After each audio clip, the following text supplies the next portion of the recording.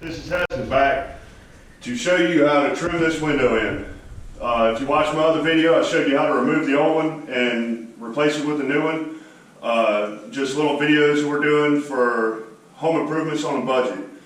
I bought two of these windows for about $1,700. If I paid somebody else to do it, it would cost probably double that. And I had to pay for a little bit of spray foam, some screws, some trim, a little bit of paint, stuff like that. So still a lot cheaper to do it yourself than it is to pay somebody to do it. Now, first thing we got to do is rip these boards down for this step. We've already got them painted. First coat of paint, one coat of primer under that. So we're going to have to measure the width out to here. And I've got this little, just a spare piece of scrap wood, just so I can put it up here. Because if you come look a little closer, where the old corner bead was, that mud is a little higher. So if I just measure to this, when I put this board on, you can see there's going to be a little tiny gap in there. So I want to put this here and then measure from the window to that. And that's about 2 3/8. And I'm going to go ahead and measure it down at the bottom and at the top just to make sure it's going to be all consistent. It's about 2.5 right there. And about 2 and yeah, about 2 1/4 up here. So we're just going to rip it down to about 2 1/4. There might be a little bit of a gap down here, but we can caulk it. We'll fix that with caulk. All right, now I got to set this fence up so I can rip these boards down. I got 3 of them at 2 5/16, and then the bottom piece was kicked out a little further, so it's going to be 2.5 inches. So I'm going to rip down 3 of them. Right now I do not have it plugged in because I like my thumbs and fingers. I don't want to cut myself and accidentally turn it on. I don't know how that would happen, but just to be safe. So you're going to take your measuring tape, put it up against the fence. I don't trust these little things down here. It's got a measurement down here, but I don't trust it that well. So I'm going to use my tape measure, and I'm going to go 2 5/16 and then lock her down. Now I'll plug it in and cut a board. This is not the best saw in the world, but it's still working, and I ain't got the money for a new one yet.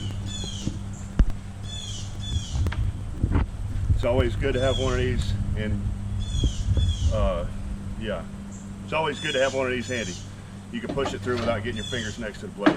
The next step is going to be, we're going to put this bottom piece and the top piece in. We have to measure how long they are and cut them down. We'll put them in, and then we'll measure the sides.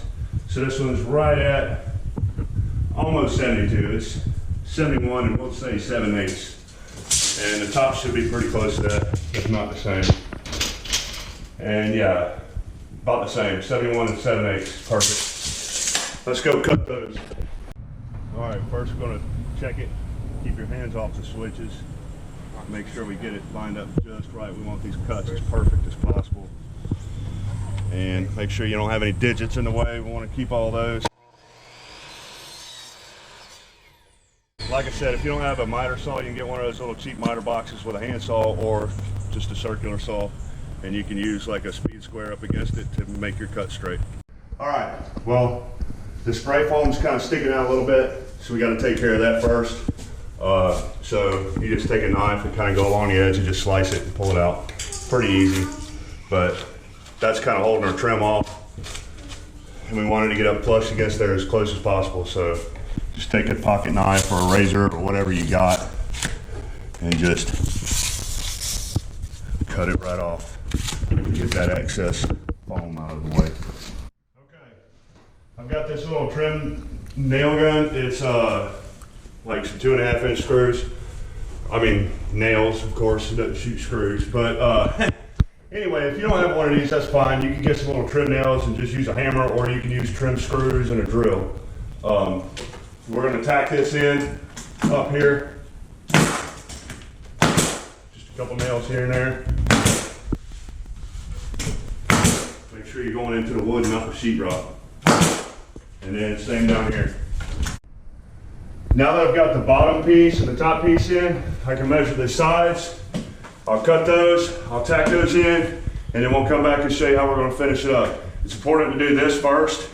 That way the trim piece overlaps this. You don't want to See this gap? Anyway, it looks better this way, trust me.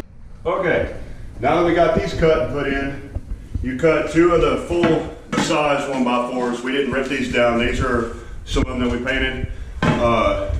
And it should be the same exact measurement.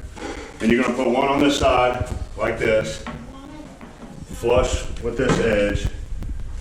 And then one over here, same way. We're gonna nail those up, just like that. And then we'll come back and do the bottom and the top. Okay, we got the sides in. Now we can measure the length for the top and the bottom.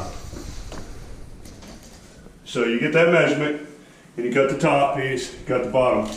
I'm using 1x6s on the top, make it look a little more fancy. This is real simple. I'm not doing anything too crazy or too fancy. You can make it look as pretty and fancy as you want. I just like simple, and this is still a huge improvement from what it was before. All right, we got it cut. I'm just dry painting. It's a good fit. Make sure it's flush on both sides. Nail it in. And I'm gonna have one happy wife tonight. All we need is a little caulk, some putty, and one more coat of paint, and we're done.